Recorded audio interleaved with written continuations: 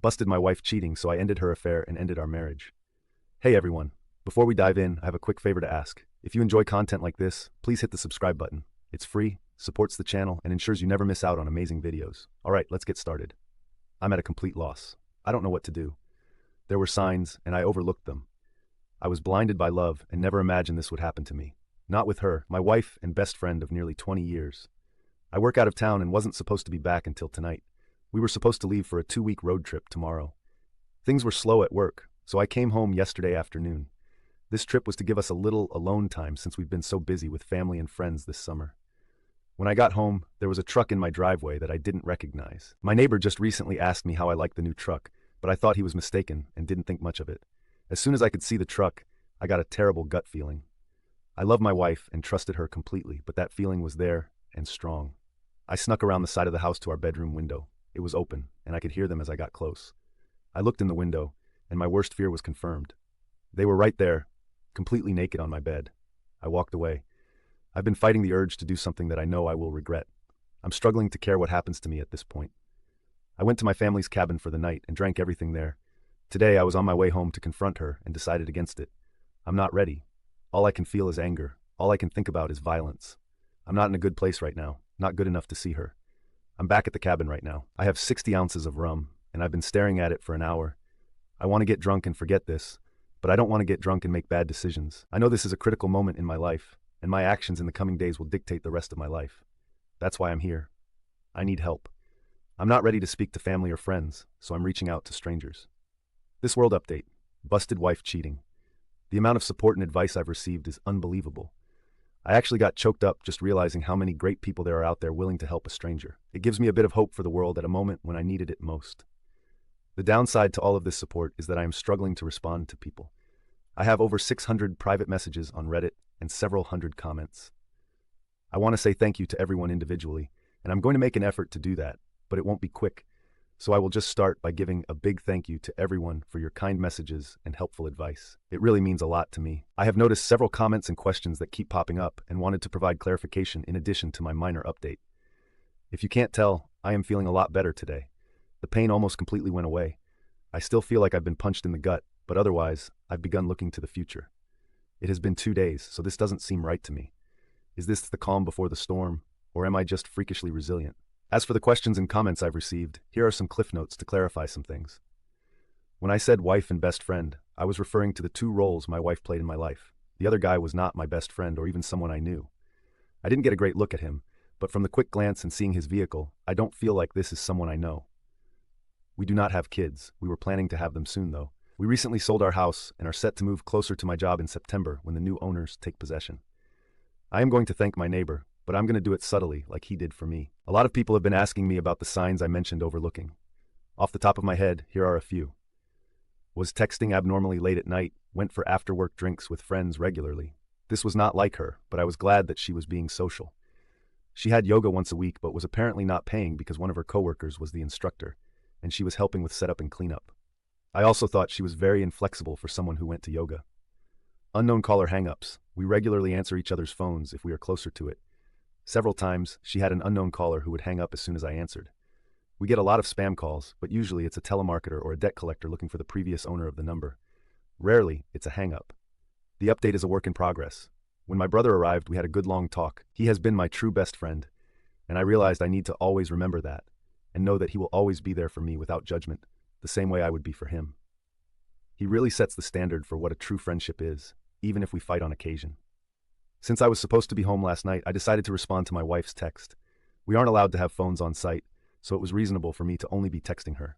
She knows it's easy for me to sneak in some texts. I wrote her and said I needed to go to one of my company's remote sites and wouldn't be able to call her until the end of the weekend. I told her I would cancel all of the reservations and rebook later. She said she could take her best friend with her this weekend to the romantic bed and breakfast on a vineyard that I booked. I knew it wasn't the best friend she wanted me to think would be going. I told her that I already gave it to my brother and his wife since it was non-refundable, and they would pay me back in a month. This morning, I canceled all of the reservations except the romantic one. My brother is coming with me. Fortunately, the hotel let us switch from the honeymoon suite to a room with 2 beds. There also happens to be a really nice lake and boat rentals nearby, so this just turned into a long overdue fishing trip with my brother. This means I'm free for the weekend. I don't have to write her or talk to her for a few days, so that relieves some stress and gives me more time to think. I am currently in the mindset to get a divorce. I honestly can't see it any other way. My brother is supportive of this, but has asked me to take a few weeks and speak to someone. His wife has a friend who is a couples counselor and is willing to talk to me on Monday. I don't see it changing my mind, but at least it might help untangle some of this mess for me. I am also taking a bunch of the advice on here and starting to speak to lawyers, at the very least to prepare for what I think is inevitable. I want to do this right. I've never thought of her as someone who would try to screw me over, but I also never expected her to cheat, so I think I need to be prepared for anything. Thanks again, everyone. I'm going to try to enjoy my weekend as much as possible. Update 2. Busted my wife cheating. A lot has happened in the past few days. I'll start with the less important stuff. My brother Matt and I drove nearly 5 hours to the B&B on the vineyard. I really appreciate him being there for me through this. It was more of a venting session than anything, but it really helped clear my head. After spending the better part of the drive whining to him, I just wanted a little alone time while he wanted to go out for dinner. I stayed in the room, and he went out to eat and took me back some food. He also managed to rent a boat for the next day. On Saturday, we hit the water. The owner of the B&B knew about our plans for fishing and was nice enough to pack us a small cooler of food and drinks. It was their way of making the romantic package more useful for two brothers. It was a nice gesture. Fishing wasn't good. We both caught a couple of trout that we had to release due to their size, so the snacks from the B&B worked out great. We stopped fishing at mid-afternoon and then drove around to all of the vineyards and fruit stands, buying food and cases of wine for Matt's wife, Jen. That night, we went for the biggest tomahawk steak we could find. On Sunday, we drove back to Matt's place. He lives in the next town over from me, which is about an hour away from my place. When we arrived, Jen was there, and we all sat and cracked a bottle of white we had chilling in the cooler. This is when the weekend officially ended for me. Jen told me that while we were away, she decided to go spy on my wife. She told me that the guy was at my place on Friday night all night, but on Saturday morning, she managed to get there just as he was leaving. She followed him home and found the apartment where he lived. My wife stayed over there on Saturday night, the same time she was sending me text messages saying she loves me and misses me. Jen said that she was splitting her time between visiting family who live in my town and stalking my wife. She said that she happened to catch my wife leaving his apartment on Sunday morning and took a few pics of them hugging and kissing before she got into her car. I don't want to see them. That pretty much sealed the deal for me. I don't think I could ever trust her again if she can turn it on and off so easily to tell me she loves me while being with a different guy. Still, I decided that I am not going to jump to a knee-jerk reaction based on emotions. I need to remain calm and level. That's when Jen told me that Sharon was coming over for dinner. Sharon is the counselor that Jen set me up with an appointment for. To clarify, she has never met my wife, and this was my first time meeting her as well. Sharon was a very nice person, and we got along great. After dinner, Sharon and I went for a walk around Matt's neighborhood to walk the dogs and have a bit of a private conversation. Sharon was really helpful in the fact that she was a great listener and made me feel like I didn't need to be guarded. It was therapeutic to be that free with describing my feelings, as much as I am comfortable with my brother. This was just different and very needed. It's the same reason why I like writing this on Reddit. It's venting that helps me untangle some of the mess in my head. Our walk lasted an hour, and the only real advice that Sharon gave me was to not delay the conversation with my wife. She said that the longer I wait, the harder it will become to talk to her about this. She said I need clarity more than anything at this point, and my wife is the only person who can give that to me.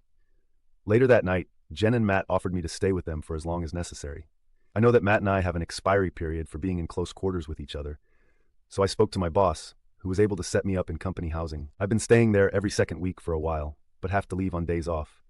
He managed to make it work for me to stay full-time for a few months if I needed. I decided to rebook with Sharon for later this week.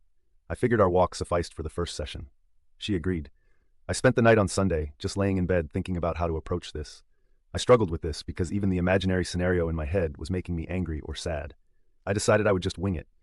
I'm usually good under pressure. Yesterday, I woke up and said my goodbyes to Matt and Jen. I drove towards home and was thinking, what if he was there when I arrived? Then I thought that it would likely just put me back in the angry spot I was a few days ago. I decided to do a drive-by first. Neither his truck nor my wife's car were there. I went inside and grabbed a bunch of essentials and things I don't want to part with, mainly just some photos and old family heirlooms. I got them all packed up in my truck and then headed over to the guy's apartment. Her car wasn't there either, but his truck was. I decided to ride her to see where she was. She said she was getting groceries. I trust her so little right now that I drove by the grocery store and actually confirmed she was there. I feel so dirty admitting that I did that, but my trust is broken, and it's the only way I can be certain of anything. I wrote her again and told her to just come home because we need to talk. She wrote back, "What's wrong?" I just responded and said she needs to be ready to be honest, then turned my phone off. She got home 15 minutes later. When she came in, she came over to give me a hug and kiss like she does every time. I turned away from her. She asked me again what was wrong, so I told her that she needs to start being honest with me. She played dumb and said she had no idea what I was talking about. I said, okay, if you can't be honest, then I am leaving. She started panicking at this point and said, are you talking about yoga? I figured it was a start. I asked her what she was talking about, and she told me that she hadn't been going to yoga. Here's a bit of a breakdown of the rest of the conversation. Me, if you weren't going to yoga, then where were you going? I was taking walks to relax because I've been so stressed lately. Why were you so stressed, and why did you lie to me about what you were doing? Preparing for the move has been stressing me out, and I just didn't know how to tell you. So lying was the decision you made. What was your concern with telling me that you were going for a walk to de-stress? I didn't mean to lie. I was worried that my stress would add to your stress. But I'm not stressed. It really seems like you are not telling me everything. What do you mean? I think that you're lying about more than just skipping yoga. I'm asking you again to be honest. You've already lied to me, so this can't work if you keep lying. I don't know what else to say. Oh, are you talking about last weekend when I went for drinks with some friends and came home late? She had a feeling that bothered me, but I had no clue that she went for drinks or was out late. I was at work a couple of hours away. Is that what you actually did that night, or was that a lie as well? I went for drinks that night, but I didn't see her best friend, who she supposedly was with that night. Me, who did you see? No one, I just drank alone. You drink alone now? Yeah, maybe I have a problem. Maybe we'll talk about that later. Last chance, be honest, or I'm leaving. I don't know what else to say. Okay, I'm leaving. At this point, I got up and left. Usually when we have an argument, I go for a drive to get away from her. She probably thought this was the same, but then she realized I took my clothes, toiletries, and the Xbox. That's when she began blowing up my phone. I told her that I gave her a chance to be honest, and she didn't, so there's nothing left to say. She begged and pleaded with me to come home to talk about this in person. She said she had no idea why I was so upset, or what I thought she did. She repeated that she loved me and would never hurt me. Just hearing her say that really tore a new hole in my chest. It was always comforting words that I believed without question. Now it's a dull, jagged knife sawing through my heart in the most devastating way. I couldn't handle it, so I hung up. She called back about 40 times before I was ready to answer again. This time she said, "Did you talk to Karen?" I asked why, and she said, "Come home. I don't want to say this over the phone." I agreed and drove around a little longer to get my heart rate back down, then I went home. That conversation went like this. I assume you spoke to Karen. Me, well, a few weeks ago, while you were at work, we went for drinks. A couple of guys started buying us drinks, so we just played along. When we were leaving, one of the guys tried to kiss me. I pulled away immediately and told him I was married. I felt so bad about it and wanted to tell you, but I'm an idiot and just decided to hide it from you. Karen hooked up with the other guy and gave his friend my number without asking me. He has texted me a few times since, but I have never written him back. Can I see your phone? Yes. She showed me her phone, which was completely empty of texts except for myself and her mother. She never deletes her texts, so this was new. I looked at her photos, which were also clean, but then I checked the deleted photos and found one of a guy I didn't recognize. Me, who is this? That's the guy who tried to kiss me. Why did you take a picture of him? I was just being stupid. That's not a reason. Why did you take a picture of him? I don't know. Is that everything you want to tell me, or is there more? That's all I can think of. Once again, I left. I didn't want to be trickle-truthed. I got in my truck and drove away. She ran outside trying to stop me, but I was already out of reach. I went to the park nearby and just sat on my tailgate and ate my lunch, trying to figure out what to do next. While there, I began remembering other things that I should have been more aware of. Things like I was working a weekend shift and was in bed early. My wife went out to the club with a few of her girlfriends. I woke up at 4 a.m., and she still wasn't home. I called her a few times, but there was no answer. About 30 minutes later, she called me back and asked if I would come and get her. When I picked her up, she told me that they were trying to hail a taxi, but had no luck. A couple of guys that her friend knew stopped and offered them a ride, but wanted to stop at home first. When they got to the guy's house, her married friend went into a room with one of the guys. My wife said she spent some time looking for her, but then eventually gave up and just had a drink in the kitchen with the roommates while she waited. She claims she didn't hear her phone when I tried calling. We fought about this, and she was disgusted by her friend's actions, so she cut that friend out of her life. I thought that was over. Another time, she traveled to visit a close friend in a different city. It was a planned girls' night. There were 4 girls all getting drunk and watching movies in their PJs. At least that's what I was told. Then she called me around 1 a.m. to say goodnight. We spoke for about 20 minutes, and she repeatedly told me that they were having a great girls' night. Then I heard a guy's voice in the background. I asked who it was, and she denied hearing anything at first. Then it happened again loudly. She couldn't deny it, so she was like, "Oh yeah, X took a couple of guys with her. Everyone here is super pissed about it." She was drunk and 3 hours away. She left me no choice but to trust her again. We fought about that and why she refused to tell me they were there. She promised never to put herself in that type of situation again. Clearly, that didn't stick. After remembering all of those things and the conversations we had about them, I was ready to give this one last shot. I turned my phone back on and almost immediately it rang. I answered, and she was screaming for me to come home. I drove back to the house. I walked inside and was immediately confronted by her, bawling her eyes out. She was sitting on the couch repeating, "I'm so sorry. I'm so sorry." I asked her, "Sorry for what?" She began rocking back and forth like a crazy person. It took her a good 5 minutes to catch her breath enough to speak. I lied about the guy who tried to kiss me. Okay, tell me what happened. The four of us actually went back to his place that night. We fooled around. I knew it was more than that, but just hearing her say it made me feel dizzy. It felt like the room was getting smaller, and there were a million people speaking into my ears at the same time. I think I was having a panic attack. I went to the bathroom and washed my face in cold water until things returned to normal. "What did you do?" "Do you want me to actually tell you?" "Yes. He fingered me, and I gave him a blowjob." "Was that it?" "Yes. I'm not playing this game any longer. You either tell me everything right now, or this will be the last time we speak." She began bawling again and took another few minutes before she was able to speak. "We met up again and had sex. I'm so sorry. I love you and would do anything to make up for this. Just the one time? If I tell you the truth, please give me a chance to do anything I can to make up for it. Please. I'll think about it. It was an affair. We had been hooking up while you're out of town for work. It's been going on for almost a month now. He is married and they are about to get divorced." "Does he know you're married?" "Yes. If he's having an affair because his marriage is failing, does that mean you think ours is failing? Is that what you told him?" "No, I don't think ours is failing. I'm so stupid. I hate myself. Please don't leave me. I can fix this." "How?" "Whatever you want me to do. If you were in my shoes or even his wife's shoes, what would fix this for you? Knowing the truth, being able to trust you to mean what you are saying. You can trust me. I screwed up and won't do that again." "Me, if you were his wife, wouldn't you want to know the truth?" "Yes. Then fix this. You want me to call her?" "If you think that is what you would want." She tried calling but never got an answer. A few minutes later her cell phone rang. It was listed as Karen Work. She looked shocked, so I knew that wasn't Karen. I asked if that was him. She said it was. I answered, and being the coward he is, he said, "Oops, I must have the wrong number." I said, "No, this is the husband of the girl you've been cheating with. I'm going to let you speak to her because she has something to say to you." I passed her the phone. I told him everything. He knows the entire truth. We're done. It was just a fling, and now you need to never contact me again. I asked to see the phone before she hung up. Me, what divorce lawyer are you using? Him, I'm not getting divorced. Oh, but didn't you tell my wife that you were? No. Okay, then can I speak to your wife? I feel she has as much right to know about this as I do. Please, man. I didn't know she was married. Don't ruin my marriage over a mistake. You ruined mine over a mistake. It's only fair that I tell your wife. Please don't. She's at work right now. I'll tell her everything when she gets home, I swear. Okay, you do that. That's when I hung up. I asked my wife if she knew where his wife worked and her name. She did. I had my wife call over and ask for her at work. She did get her on the phone and told her to take a seat. This woman said she was just getting ready to leave for the day and would call my wife back from her car. She did.